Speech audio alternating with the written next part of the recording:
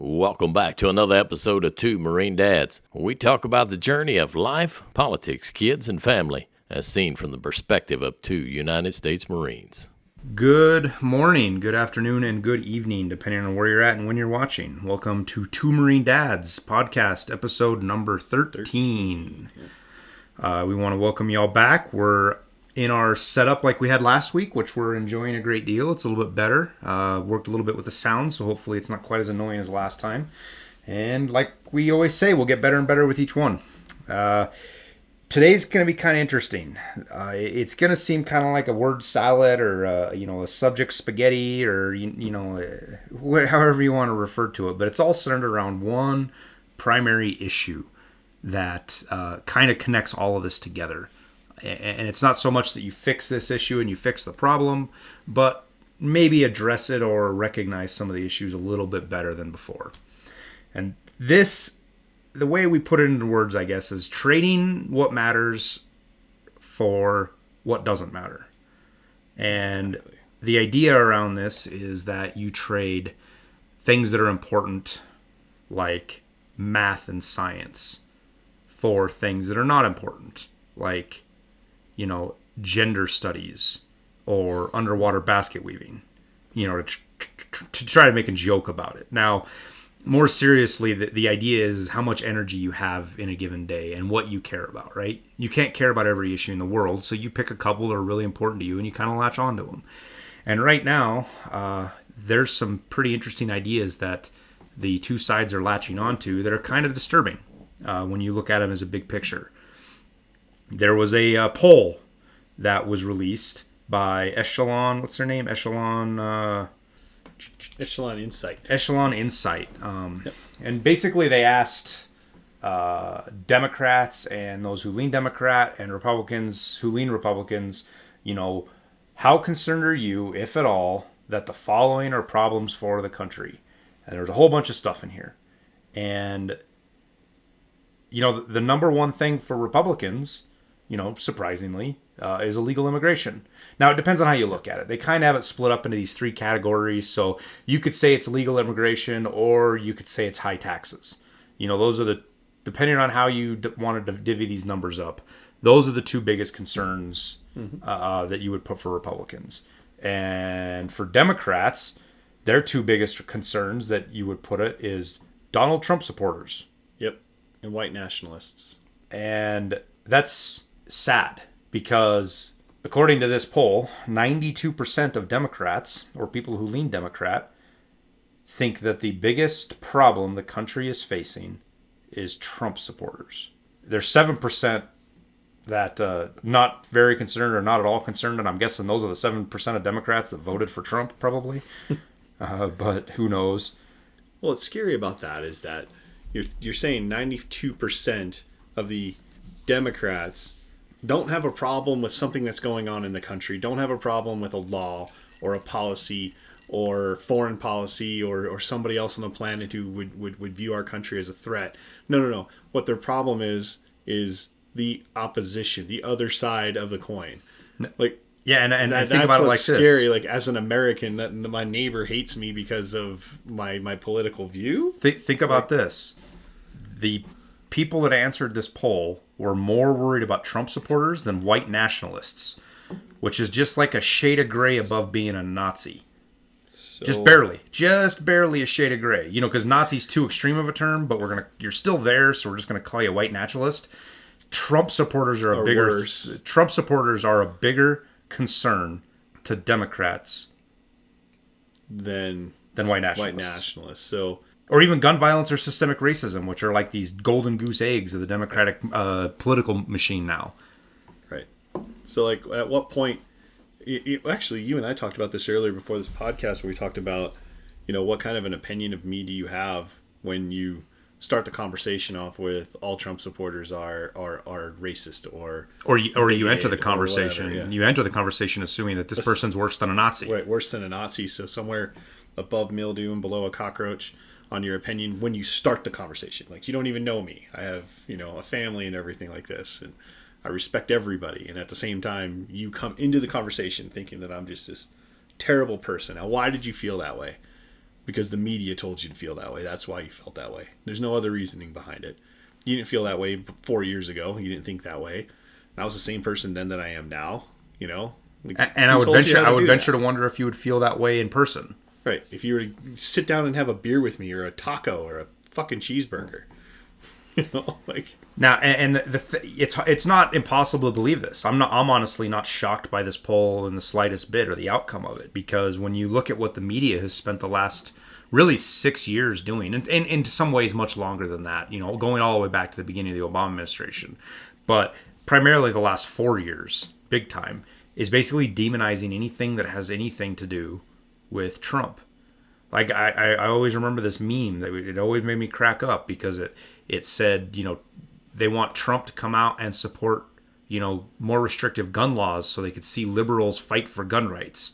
Just because they would argue, if Trump came up with it, it had to be bad, so they had to argue against it. They had to argue against it, yeah. You know, it's like a little know-it-all kid that, you know, they're just being contrarian for the sake of being contrarian. And that's kind of where this is at, where when all that people see and are fed, because all they absorb is like CNN or NBC or CBS or any of the very liberal news networks, which is almost all of them now, if that's all they see and absorb, all they think is Trump hates Mexicans, he pays Russians to pee on beds, and he plays golf with Vladimir Putin.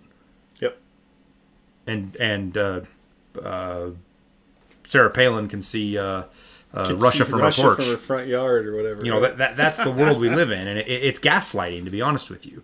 Yeah. In a sense of the word of what it is, these people have repeated lies so many times that now it's a given truth. Yeah, Trump's a racist. Of course he's a racist. Right. Well, what do you mean he's a racist? Well, he said Mexicans are rapists. No, he did not say that. Right. That is not what he said at all. Well, he said white nationalists and white supremacists are good people. No. I mean, I know that's what the media said he said over and over again, and I know Biden has lied. Biden has straight lied and said that that's what he said. He said it during the debates. Yeah. But that's not what Trump said. It's not even close to what Trump said. Now, right. Trump is fantastic at stepping on rakes. I mean... yeah. Right upside the head with his own words. Yeah, I'll give him that. But he didn't call all Mexicans racist. He didn't say that the Ku Klux Klan or the neo-Nazis were good people fighting on the other side. What he was talking about in that instance was removal of statues, historic statues, and what slippery slope that could be. You know, when he made that comment, there's an argument to be made on both sides of it that were valid, is what he was getting at, and the media took that and spun it. But yeah, that's the very definition of gaslighting. Actually, I had to ask earlier today what the difference between that and straw man was, because I kind of get them confused sometimes. But gaslighting is just the repeated lie being told over and over again until people think it's truth, versus a fake argument being had. You know, and the GOP concerns are not all buttery on the GOP side of this poll either. You know, they've got a bunch of stuff in here. You know, things like, discrimination against Christians. Now, I wouldn't say this isn't a serious issue, because when you look at religious discrimination in the country right now, that's really all there is. You know, there might be minor cases where Muslims or Jews are discriminated against on a large scale. Jews are the Jewish community is by far the most affected by violence. Elian Ohan, how you say name? Elian Omar. Omar, thank you. Well, the Jewish community, when it comes to actual violence, religious violence, the Jewish community, hands down, receives most of it. You know, that's where most of the actual prosecutions and things happen. But when it comes to discrimination against Christians on a large scale, whether it's, you know, attacks of the Christian faith, that's what you see in the mainstream media. Now, that's the culture war, is the Christian faith. And so, not saying that's not an issue, but the idea that is something that 50% of the people in the country Republicans are extremely worried about, I don't know. There's, like I said, you've got enough space in your head to worry about 3 or 5 things at a time. And most of the time, those are usually, you know, you're usually tied up with shit at the house, you know, bills and your kids' grades and your grandparents, you know, not being able to see you, and all that kind of stuff is more important to you than anything on this list. It's just when that shit's finally settled and you have a chance to worry about some of this other stuff, it comes up. And the idea that Christian discrimination is high on a lot of people's list is kind of baffling to me. When we live in a world where, you know, Iran's trying to get a nuclear weapon, China's trying to take over the world, and Joe Biden is dropping the N-word at the Munich conference on accident because he can't even talk straight anymore. I don't know if that was on accident or not, if it was just a Freudian slip. But yeah, I would say this though, on the poll, discrimination against Christians is last on the list of the questions that were asked, but yeah, still ranked at 57%. Felt that way, and another 19 felt somewhat concerned about it. But yeah, I mean, you would have to go to the Middle East to find Christians being discriminated against, on that kind of a scale. To where it beats out everything else. Yeah, to where it beats out anything else. And then being Jewish would probably beat out being Christian over there too. So same kind of concept of what you're saying. But you look at these two different polls. The crazy thing about it is that almost all, and again, I'm more conservative and Republican and right wing or whatever you want to call it. So I look at the concerns on the left and just think they're dumb. Their biggest concerns are systemic racism, white nationalism, Donald Trump supporters, gun violence. Right. The only one in here that I can even out of the top bit that is even makes sense is America's lacking health coverage. That's actually a real issue, but that's like fifth on the list. Right. But the idea that police brutality is a serious issue, it is an issue. It isn't an isolated issue. One or two instances where you could say that the police officer acted, with too much force or whatever. Overwhelmingly, the cops use restraint. I mean, how many cops do we know that overwhelmingly use restraint? Yeah, overwhelming. Like there's a matrix. My ex-wife taught her how to do it. I read their matrix. It's amazing what they're not allowed to do. I got into an argument with somebody that was with the whole BLM and the list of all the names BLM puts out, all the list of these, these African Americans or black people that were harmed by police, right? And there was like 10 or 12 or 15 on this list. I don't remember exactly how many there were. What I do remember is there were 5 of them. 5 of those cases that they listed where the cops did something that was illegal, immoral, or just flat out wrong and stupid. And in all 5 of those cases, the cops are already prosecuted in jail, right, or were in the process of being prosecuted. Right. Criminal charges. They didn't get away with anything. Right. Just the legal system doesn't. We don't have a fucking mob rule here where you hang somebody 2 hours after something happens. You let the details work out so you don't make mistakes. And guess what? Those other 10 cases or 8 cases or whatever it was, every one of them ended up being justified. And more than half of those cases, it was an African-American cop shooting another African-American. Right.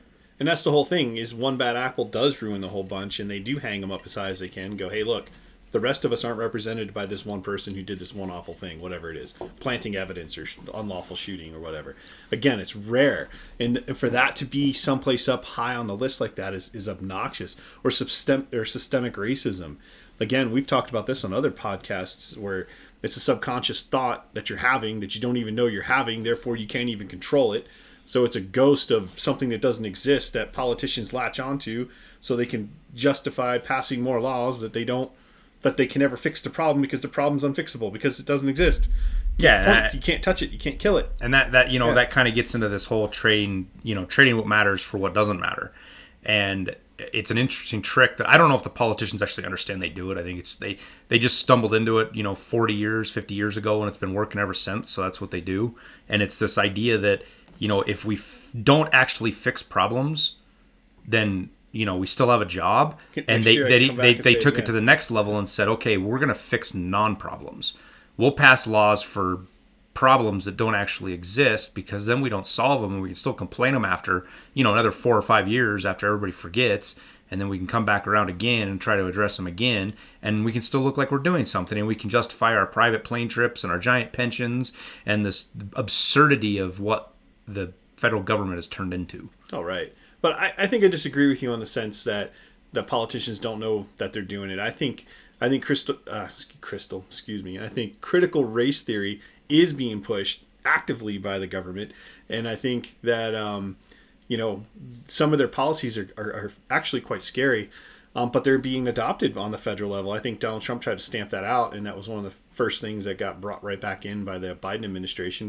But certain things of critical race theory are acts of whiteness, including being on time, holding to a schedule, and being innovative. Yeah, and this is spoken in a bad way. An act of whiteness. This is a negative thing. Your whiteness and your white privilege and all this other shit is, being expected to show up on time is an act of whiteness. So, I mean, could you imagine, take that, so they want the employee to be less white, and we can go into we could probably go into, if we had enough time to go through every single instance. It's actually in your face. It actually says that.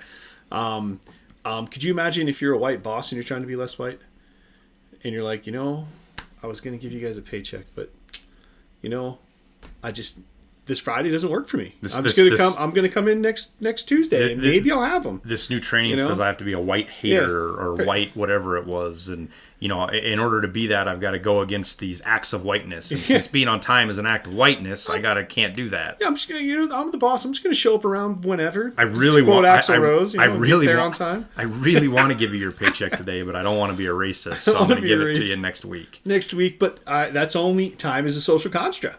So, I mean, maybe next week is next month. So, I mean, it's just absurd. And when you apply it, you apply a little bit of logic to this insanity, Then when you look at Republicans' high taxes rates at 77%, that's because most people who work, and I don't know how the Democrats who work don't feel the same way, or the left that doesn't feel the same way, and they look at the right column. Yeah. So, and if you look at, like, if you lump the extremely concerned and the somewhat concerned into one category, it's 96% of Republicans are worried about high taxes. Right. I mean, I can tell you right now, I am doing a bunch of stuff this year to liquid assets so I can pay lower taxes, because I'm fully expecting 2022 to be higher taxes. So I'm going to do a bunch of shit this year, and so I don't have to pay taxes for the next 4 years, because when inevitably the fucking country folds in on itself because of how dumb this administration is going to be, and we actually get some sanity back in the government and taxes come back down again, then at that point, I can go back to business. And if you think I'm the only one doing that, you're nuts. Right. Some of the stupidest people in the government, some of the stupidest people in the world are in the government. And hands down, there's no question about it. You've got a lady who thinks that Neil Armstrong planted a flag on Mars, and a dude who thinks a Navy base is going to flip Guam like a capsized kayak. Capsize and flip over. That's how he said it. And these are the people writing laws. You have AOC, who gets praised as being some fiscal, she's some super smart political savvy. She's not. She's a Twitter queen. She's all she is a social media savvy. She knows how to draw a crowd. She knows how to get attention. She's good at clickbait. And I'll straight say it. She's a clickbait whore. And she's good at it. And that's why she's so popular. She lives in the modern media. She knows how to get attention from people. But she has no intelligence. She has no idea what the fuck she's talking about. No, she has no idea. When she ran Amazon out of her district, she's not even 30 yet. Yeah. She's never done anything but waited, part-time bartender. She's never signed a check. In fact, all of her coworkers bitched that she stole tips. I didn't know that. So that's hysterical. I don't say all. I can't say all of her. That's a definitive. Not all of her coworkers, but there are coworkers made that she stole tips, and this is the person that is now in charge. She's on committees. She's in charge of how your life can be lived now. Do you remember when she said, how do you do with healthcare? Well, you just pay the extra higher cost. You just pay for it, and then she moved to DC and couldn't afford her apartment. And she's like, the whole country was like, I need more money. Just pay for it, Like, how do you pay the higher cost? These people in government that are making these decisions are not doing it to make people's lives better.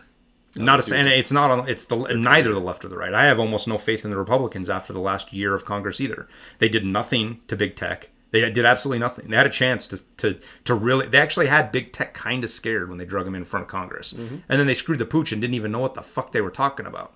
You're listening to a 90-year-old dude try and talk about Amazon Web Services, and he doesn't even know what he can't... He has no idea what even, .com is anymore. He still thinks that, the internet goes be-doo-doo-doo-doo-doo when you fucking connect. These are the kind of people that are failing us as people and asking dumb questions just to make it look like they're doing something they're supposed to be doing. And whereas if they would have gone in there had done their homework for just a little bit, they would have looked a hell of a lot better and effectuated some positive change. And what you get into is a situation here now where they're passing laws that are basically meaningless. They don't do anything on the sense that they solve a problem. All they do is create additional hurdles, additional red tape. They make it easier for people to sue each other, because that's just what the United States needs, is more lawsuits. We don't have enough of that, right? And they restrict business without accomplishing anything. The Equity Act passed today. That's exactly what... Right, and it got out of the Equity House. The Equity Act got out of the House today. It's at the Senate, so we'll see what happens over there. But basically, this is going to put. If you misgender somebody, is the biggest change. If you misgender somebody, you can now sue that corporation. Well, this gets into the whole gaslighting and the whole, how corrupt the media is. Because if you're reading the articles, this sounds like this bill's fantastic. It's great. It's giving, equal rights to people that are, gay or transgender or whatever. Blah, you can't discriminate against them. Blah, blah, blah. That's fine and dandy. That's all true. But what it doesn't mention is now that gender identity is codified law. So if you don't allow somebody to do something because they identify as a gender. So, for example, potentially, a guy walks into a bar and wants to go into the female bathroom. He just says he's a chick. And if you don't let him, he goes and finds the ACLU and sues you and shuts your bar down. So the bouncer does what he thinks is right, removes this person who's been drinking or whatever, is now identifying as a woman because he's a pervert, or just because he's an idiot and he's drunk. And he can turn around and sue for discrimination. Potentially, John and I aren't lawyers, but this is how we see. This is how we read this stuff. And you've seen things in Canada with specifically with pronouns and how how much you've seen it change in the last 4 years. Even like I feel like every week there's a new pronoun that they're talking about. And I can't half the time. I don't even know if they're joking. Is this a joke or is this serious? I pretty much stay out of the whole deal of it because it's like walking through a minefield. Yeah. And that now is codified. Something that is as amorphous as gender identity. That there is no fixed, by design, no fixed definition of, is now codified law that you have to abide by and you can't discriminate against. Well, it's like trying to say you can't push against a shadow. Well, right. What happens if the shadow comes at me? It just goes through me. This is... this whole idea that I can't tell a guy he can't go into a female bathroom. Why do we even have separate bathrooms now? Right. What's the point? Right. Yeah, I don't get it, man. Or transgender sports. Now you've got a dude who hasn't even gone through any kind of gender reassignment. Not that even really matters in this case. Some 40-year-old weightlifter who couldn't even place in 100th place in his competition. Now he's winning every gold medal in the females. Right. Because he says he's a chick. Right. So, what was it? CC... I have to look up her name. First name CC. She was last. She was like 340th. He was 300. No. Okay, that's accurate. That's technically accurate. We're not being discriminatory here. When he was a he, his name I believe was Craig, and I'll have to look up his last name. It's like Tefler or something like this. Anyway, 360th in ranking doing hurdles. Okay, in track and field in his college. Then he takes a year off, decides he wants to become a woman, comes back, does a year's worth of vigorous training, but now he's identified. He identifies as a female. Identifies as a female, and he's taken hormones.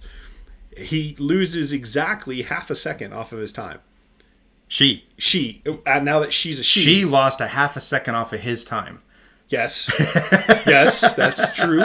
And then because the track and field, the hurdles are 6 inches shorter for your females, that female was still 2 seconds faster than the fastest female. So the idea that this person trained harder than all the rest of the females is a logical fallacy when you look at the difference between post-hormone and pre-hormone. Even in this day and age, he scored so low he didn't even get a participation trophy. Correct. To gold. By transitioning to a she, and I'll call her a she if she wants to be called a she, but at the same time, you're taking money and scholarships and stuff away from my daughters and other cis females. Is that accurate? Yeah. Naturally born. I think that's what cis means. So, yeah, there is a big deal there, and the idea that I don't think it's right if someone's called this gal Cece a he and be like, your name's Craig, fuck you. And yeah, I'd have a problem with that. A big problem with that. Like this person. Chill out. Yeah. But if you are going to stand here in broad daylight and tell me that that's equal in the sports arena, no, it's not. Could you imagine if she decided to play for the WNBA? It became like the all-time point scorer or whatever. She becomes LeBron James for the WNBA. What if LeBron James transitions? And goes over.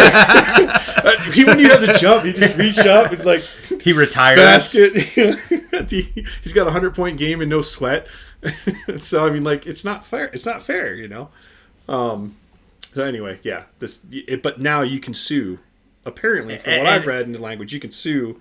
And by circling back misgendering that around, this is kind of a prime example of Circling taking. back around. Oh, I shouldn't say that. I sound like Jen Psaki. Jeez. We'll circle around and get back to that one next time. Yeah. But bringing back to the point of, making things that aren't important take up your time.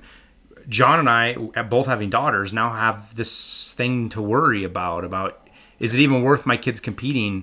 My kids aren't going to learn the true meaning of competition anymore because now they don't face fair competition. Right. They don't understand what it's like to win and lose in fair competition. All they understand is losing in unfair competition.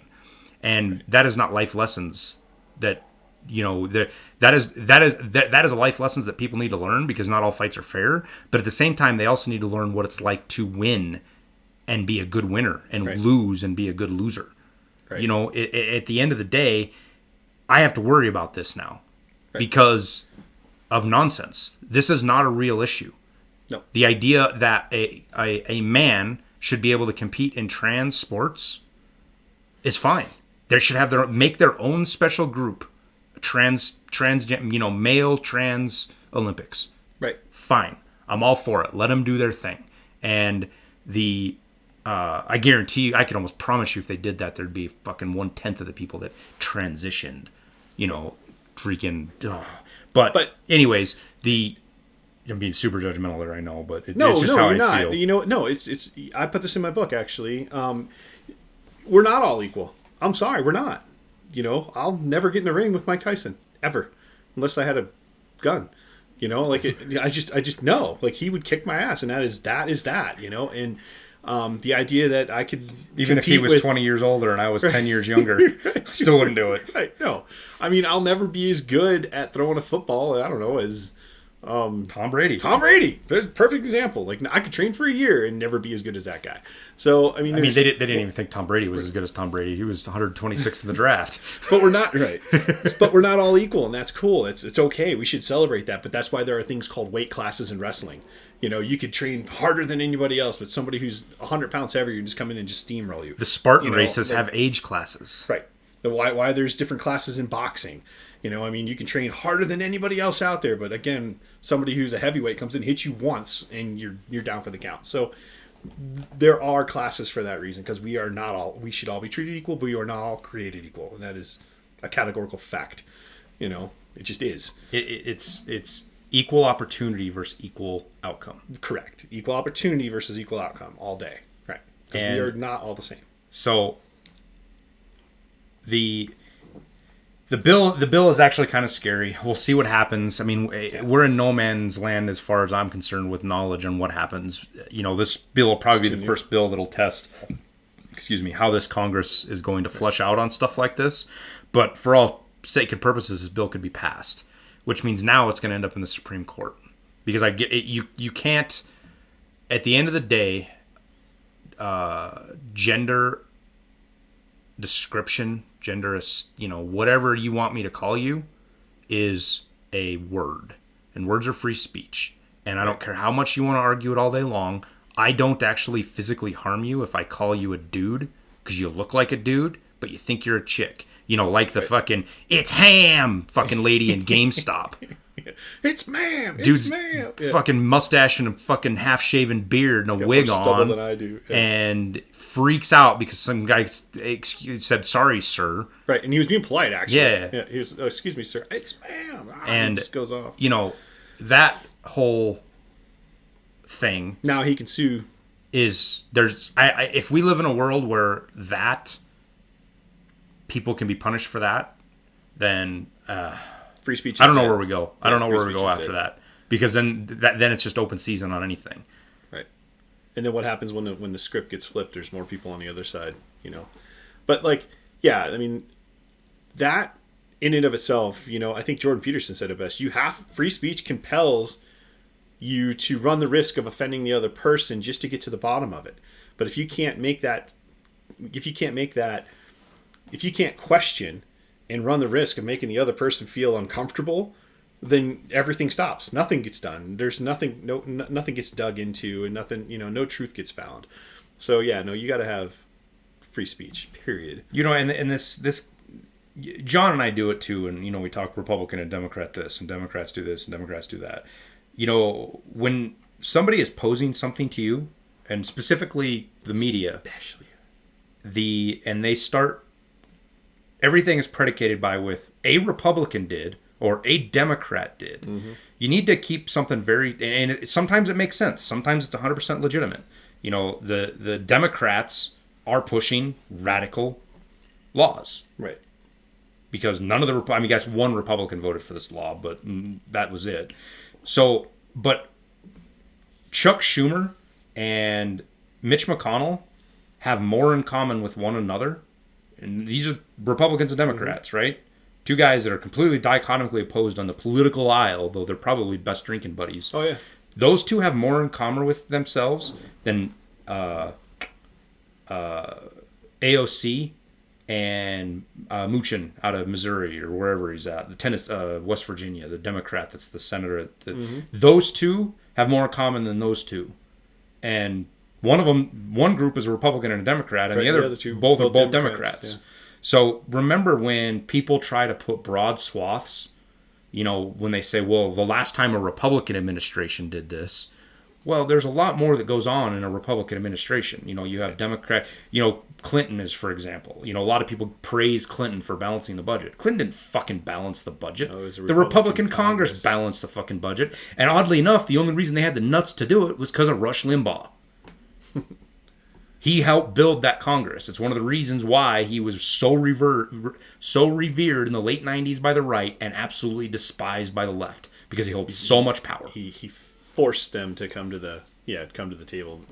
And then, but yeah, everyone praises him for that, and I hate to say it, but a balanced budget did contribute to running us into a recession. It just did. Oh, yeah. When you didn't have that much spending, everything slowed down. Yeah, .com didn't help either.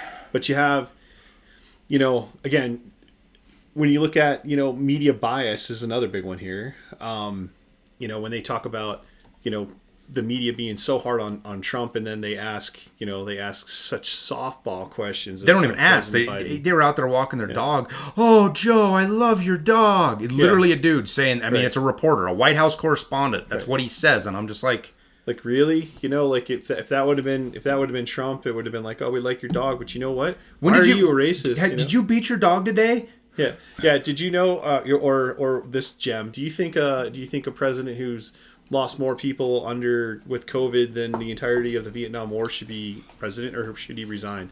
What kind of a fucking question is that? But I digress. But yeah, and that kind of segues into the fact that, again, liberal media bias. Biden drops the N-word and does nothing. Yeah, and if you guys haven't seen that, just Google. You might not want to type this in at work, but Google Biden, N-word. Biden hard N-word. R. Yep. N hard R. Yep. Hard R. Yeah. And it'll come up with a tweet post, and people call it a word whisker or slip of the tongue. I don't care what it is. He said the word to the point to where even YouTube's closed captioning caught it, spelled it out. Yep, spelled it out correct. Which blew me away too. That the YouTube doesn't have something to keep that word from being spelled out on closed captioning. But nonetheless, imagine if Trump had done that in an exact same situation, a word whisker or a slip of the tongue. It would be front page. Wall-to-wall coverage. I'm going to bet that almost every one of you that are listening to this right now probably had no idea that even happened. Yeah, I didn't know it happened until today, till you pointed it out. Till I showed it to John. I was like, did you hear Biden say the N-word? He's like, what? No, not in the last 20 years. I was like, yeah, like 4 or 5 days ago. Yeah. What is it? The 20th 19th, or 21st. The 19th the Munich, of this month. The Munich thing, it was 2/19/2021. And this is the problem with the media, right? I don't want to sound like I'm whining because of how mean they were to Trump, but at the end of the day, it's the imbalance that's the big problem. They held Trump accountable for shit that he didn't even do wrong, but they won't even ask hard questions of the Biden administration. Or even acknowledge that stupid shit happens. Like the whole thing with the children immigration thing now, and the cages and stuff. And now they live in connexes. Camps. They're connexes. Cages. Yeah, and you're like, what? It's the same exact location. But they have air conditioning. Yeah, they had air conditioning then too. Could you imagine being in Southern California? But again, that goes back up to like what exists versus what doesn't exist. For systemic racism, it's a ghost. But again, Jesse Smollett or the NASCAR news or Nick Sandmann gets off oh, he's a racist. He was standing, and it's DC, well, it's anecdotal, but you always feel like you see every 2 months or so some news article about a noose and graffiti sprayed all over a high school. Do you remember all the nooses? And then they go do the investigation. It turns out it was a black kid that did it just to get attention. Or all the nooses in San Francisco, and it turned out it was a black athlete. He was he was a trainer. Yeah, he was. And he hung these like CrossFit kind of shit. So he you was could doing. hold on to it from the tree limbs, so you could do pull-ups or whatever. And they're like, "Oh, these nooses got to come down." You're like, he's like, "Dude, what are you cutting my workout equipment down for?" He's like, I'm trying to help moms get. Are you a racist? Defined arms, So like, but no. And again, you're looking at the left versus the right. In this instance here. 70%, 76% say gun violence on the left is a big deal, but 74% say it's the moral decline of the country on the right. Yeah, gun violence, right? So, they talk about gun violence being a huge problem, Democrats, and it's 94% of polled Democrats here. Now, I don't know if I don't think these are eligible voters. I think it was just Democrats and lean. Oh no, it says voters. Yeah, so it's voters. So it's not likely voters, which is actually important when it comes to voting, but when it comes to issues, this is a little bit better. Yada yada yada. The idea is that 94% of Democrats think gun violence is a problem because everybody is scared to death about gun violence. When you look at what the number of people that die to actual gun violence. Now, personally, I don't include suicides as gun violence. I don't include it because you can make the argument all day you want about if they take away guns, they won't, it'll be harder for them to commit suicide. Japan has one of the highest suicide rates in the world, and it is impossible to get a gun. It's not like Australia or United Kingdom or Europe hard to get a gun in Japan. It's impossible to get a gun in Japan. Like the registration requirements for a machine gun here are easier than get an airsoft gun in Japan, kind of hard. And they still commit suicide on vast majorities. And yes, I understand it's a culture issue and stuff, but the vast majority of gun deaths in the country are suicides. It's more than half every year. It's more than half. And then the next biggest picture is gang violence, which those guys don't use legal guns. No, they don't. They're not. They don't care if you outlaw them. They're still going to use them. They got a chopper in the trunk.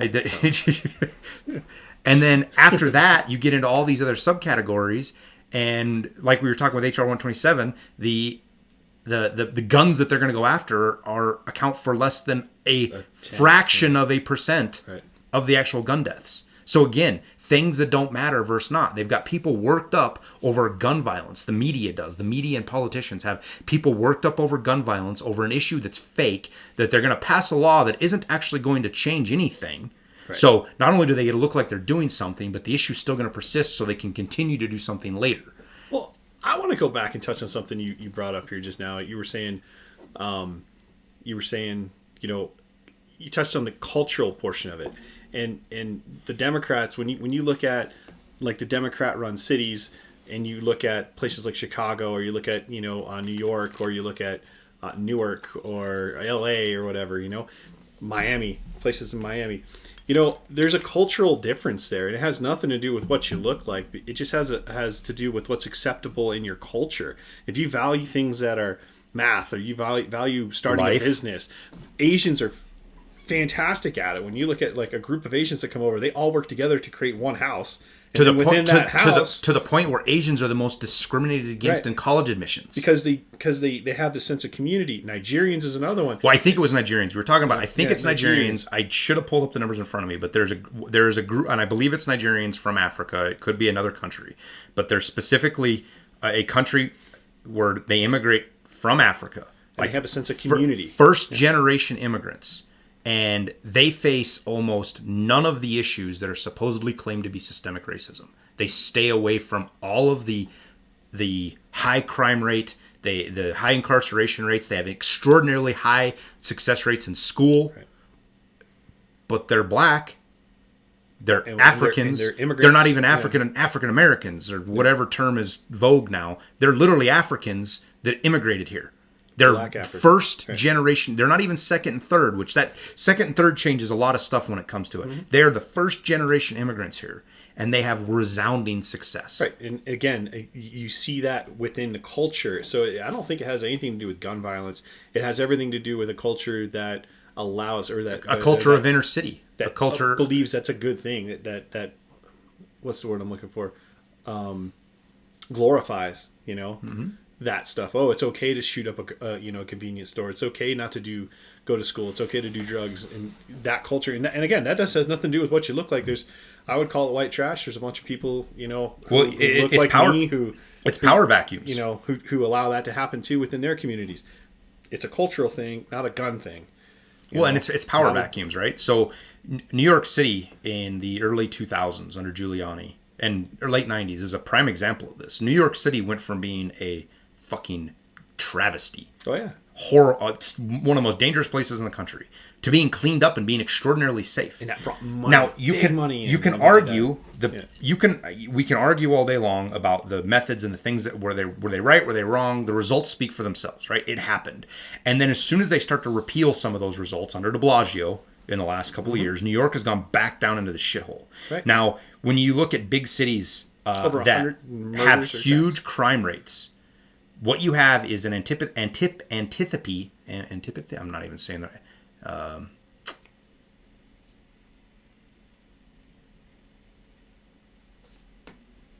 Propensity? No. It might be antipathy. Is that the right word? It's a $5 word. I don't know the answer to that one. No, it's not antipathy. It's you have this just almost not caring attitude about the crime. Like, it's not your fault, or it's not the criminal's fault. We got to create these systems that's understanding and caring. And, I believe it's Batman. Ra's al Ghul talks about how criminals thrive on society's indulgences, right? The idea that you're going to expect a criminal to behave rationally the way a philosopher would is absurd. And what you end up happening is you end up with these huge power vacuums in these cities. And what fills those power vacuums, in some cases, is gangs, for example, right? And these kids get stuck in these never-ending cycles of violence, where the only way they can stay safe is by committing violence. Yeah, and if you go in, and if that's who's in charge on the street, and the cops can't do anything, right? Prosecutors don't prosecute. Oh yeah. Look at California look no further than California. Or Oregon. Or especially now you can have heroin and it's cool. So, but yeah, I mean, when you look at what constitutes, I guess a violation of rights versus what works. I remember being, 2010, we were riding the subway for one of our jobs down there, and the undercover cop came up, pulled out his badge out from underneath his shirt on the subway, and was like, "What do you got hooked on your pocket?" And it was a knife. And he's, "Well, you can't have this." Like, they were there. They were on the subway. They were looking at every single person on this subway. And what do they spot? They spot the guy carrying the knife, on, like, in his pocket, a pocket knife, not even like a freaking, I don't know. We're not talking like Crocodile Dundee here. Like, that's not a knife. No, this was like I opened boxes with this, right? I clean my fingernails with it, type of thing. And they busted him and said, "You can't have that. Do not take it here." The back end of this is sharper than the front end. But at the same time, that was the level back then. Now it's a different story. There were 165 stabbings or whatever, assaults. I feel like once a month, some crazy homeless dude pushes somebody in front of a goddamn subway. Right. In New York. And that's because they've suspended and defunded the cops, and handcuffed them. And yeah. So, I mean, it is what it is. I mean, when you talk about these guys wanting to defund the cops, and now Minneapolis? Is it Minneapolis? Yeah, Minneapolis led the charge. Yep. And now they're begging their cops to come back to it because to defund the police. And now they have no applicants. And now they're talking about how they need to ban GTA 5 so people stop learning how to carjack people. No comment. I'm not even shitting you, dude. It's GTA's 5's fault that there's so many carjacking in Minneapolis. Not the fact that they got rid of like 3/4 of the police corps. GTA 5. They got really good at it. They got really good at carjackings because of it. Grand Theft Auto 5 is the problem. I think it was 5. It might have been 4. I don't know. I saw the ad and I just fucking rolled my eyes. Yeah, because of a video game, you see something on a video game, that means I'm going to go out and, you know what? I saw this on a video game. I was just thinking I could just rob a guy. Yeah, that sounds great. It was so easy in the video game. I had 5 health bars. 5 health bars. I'm not getting arrested. The kind of coming back. I gotta stop saying shit like that. But it's the issue of what matters and what doesn't. At the end of the day, we all as people have to worry about what affects our lives and what doesn't, and not get spooled up and caught up in these narratives that lead us to hating our fellow man or being scared of. So Democrats are literally scared of half of the country because Trump supporters isn't just Republicans. No. There's a lot of Bernie supporters that voted for Trump both times, especially the second time because they were really pissed the second time. Yeah, how many Hispanics voted for? How many and Trump did better with Hispanics and African Americans. Right. I don't know if of all time, but in modern history, he's done the best with both of those. Right. So much so that Democrats are freaked out by how well Trump did with Hispanics. Right, because you put everyone to work, and it didn't matter what you looked like. So, I guess kind of what I want to tie it back to is, be skeptical of what you hear from the media, what you hear from John and I, what you hear from any podcast. It doesn't matter. I'm a huge fan of listening to like Crowder and Shapiro and Tim Pool, Jocko. There's tons of podcasts I listen to, and I don't listen to every one of them, but there's stuff they say all the time that isn't true. Right. Yeah. And it's not because they're lying. It's because their own lived experiences are a little bit different. Right. So just remember that when anybody is trying to pitch you against the other side, whatever that other side may be, what's their motive? Their goal is to create a division and feed in that division. Because the only way societies work is when people work together. If you don't work together, you don't have a society. Yeah, you will collapse. And at the end of the day, if somebody's trying to divide that society, their goal isn't to make things better. Their goal is to either gain more power or gain more influence. And you can pin that on pretty much everything that you see in the media now. Right.